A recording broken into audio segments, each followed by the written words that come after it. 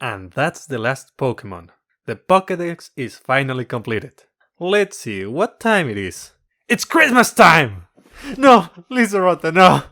Hello everyone, and welcome back to the channel. JC here with another video on Disgaea RPG. It's been a really slow month for Disgaea RPG, but fortunately, that's about to end. It's almost December, and you know what that means. Christmas is coming. For the new Christmas, there's a bunch of new characters you may want to get, so I'm reviewing them early to cover them all. And today, we're starting with Santa Liezerota. But before we start, don't forget to leave a like and subscribe if you enjoy the content. Her Any Zero gives 18% more defense and resistance, and 25% more HP to all allies. There's not many leader skills that give defensive stats, and let's not forget that she's increasing your life by a quarter. This ability will definitely make wonders in your defensive PvP teams.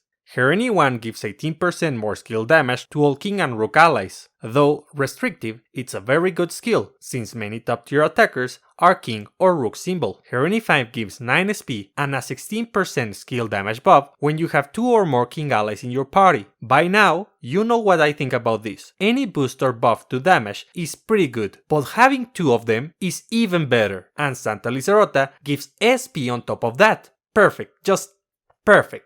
Last is Her Any 7, which gives all allies 100 action gauge at the end of turn. This is a very good ability and meta-defining in PvP, but there's a catch. She's a monster unit, which means she can't use guns or fist, so she doesn't have the extra natural speed of those weapons. That doesn't make her unusable, especially since she has naturally good speed, but because of this, she isn't absurdly OP. For skills, Santa Liezerota has Last Resort, a middle cost AoE attack which debuffs the speed, critical damage, defense, and resistance. This skill is definitely PvP focused, but I don't find it that appealing since the numbers don't even reach 40% and it doesn't inflict ailments. Then we have her Ultimate Demon Present. This is a high cost AoE attack which increases the party's attack and int by 40% and the critical damage by 25% if the foe has a resistance debuff. This skill is pretty good, but the activation condition is bad. For an int team, it's easy to fulfill, but for physical teams, it forces you to use someone who can debuff both sides of the spectrum. But with units like Rubens and Serafina Zeno, that won't be much of a problem. Her last skill is Frozen Memories, which overheals the party, removes ailments, and halves debuffs for all allies. This is a very good healing and cleansing skill, since it's very versatile. The only drawback is that it only halves the debuffs instead of cleansing them,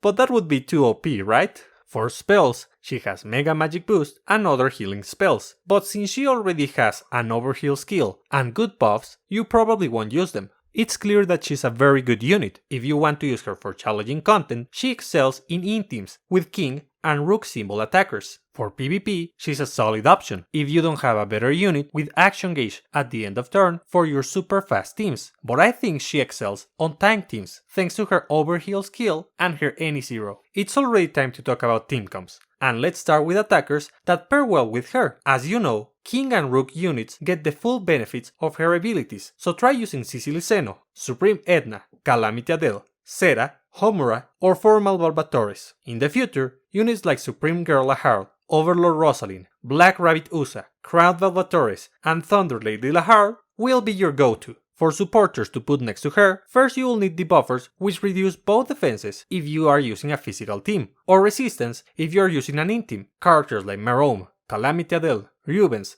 and Serafina Zeno are good examples of this. Once you have the activation condition of Ultimate Demon Present covered, you want to use other buffers for the other stats. Santa Liezerota doesn't give that much critical damage or critical rate, so units like Admiral Rosalind, Formal Artina, Rubens, and HGC Asagi are essential if you want to do lots of damage. Santa Lizerota's Ultimate Demon Present is Water Element, so for the elemental meta, you'll probably want to use her next to Archangel Flown, Maid Salvatores, and Pretty Mascot Asagi. If you want to make extremely tanky teams, then try using units like Eclair, Formal Barbatores, Kagemaru, Transformed Thursday, and the newly added Brave Lahar. Santa Liezerota is a very good and versatile unit, but I don't think she's an absolute must-have. Even so, I'll be rolling for her once she arrives. Tell me, do you want to add her to your roster, or are you saving for someone else? Are there other team comps that you have in mind for her? Is there another reason to roll on her banner? Let me know in the comments. See ya!